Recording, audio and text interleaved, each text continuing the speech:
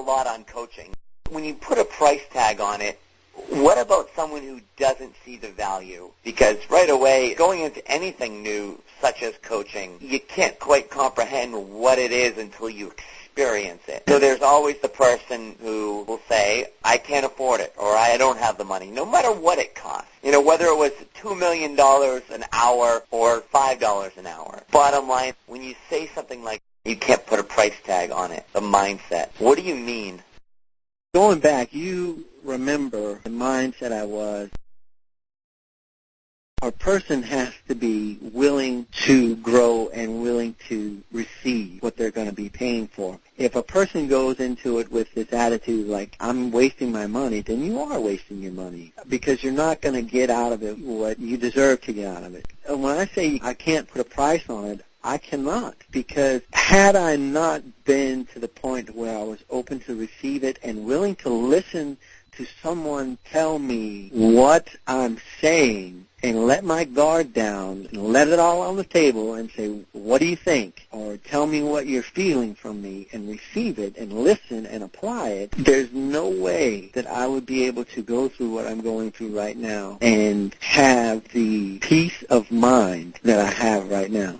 You just told me that you were vulnerable. Vulnerable, that's right. You allowed yourself to become vulnerable, put your ego aside, and opened up to listen to yourself. Yeah. Really, it wasn't me. I don't say anything that you're not telling me. Exactly.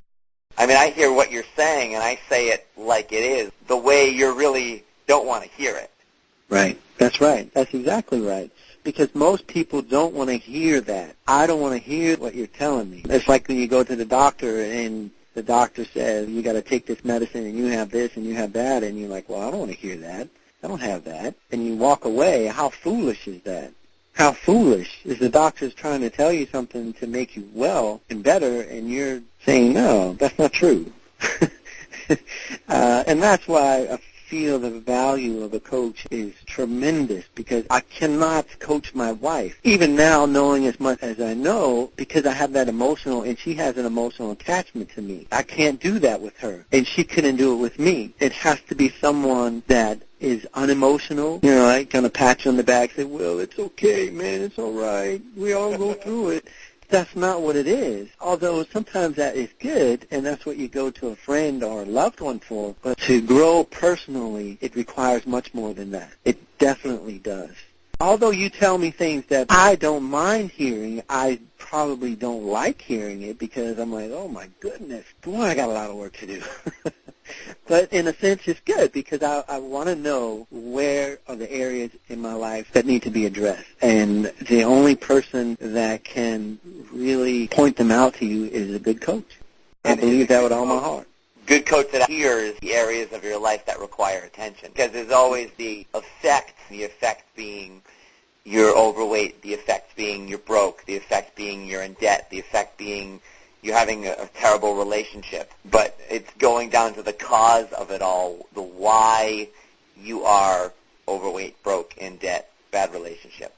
Because you can find that why, that's where the solution begins, in the why. That's absolutely correct. And the only way you get to the why is by being vulnerable. Because you know the why. That's the great part about it, is you know why deep down inside. However, it's on a subconscious level, it's in a denial type of thing. And until someone tells you, and your wife can't tell you because you become upset, because you're emotionally tied, as you said. Right. Whereas the great part about me, and I say this a lot, and I've said this to you, is that I don't care. and it sounds funny. It's like, well, what do you mean you don't care? But you understand that. Yeah. Where, you know, it doesn't matter to me what happens. You know, whether you make the phone call or not. When we're done our phone conversation, I will sleep that night. All I care is that you choose, that you make a decision to do something. And if you choose not to do something, it's your decision. And as long as you're happy with it, that's the point of it all.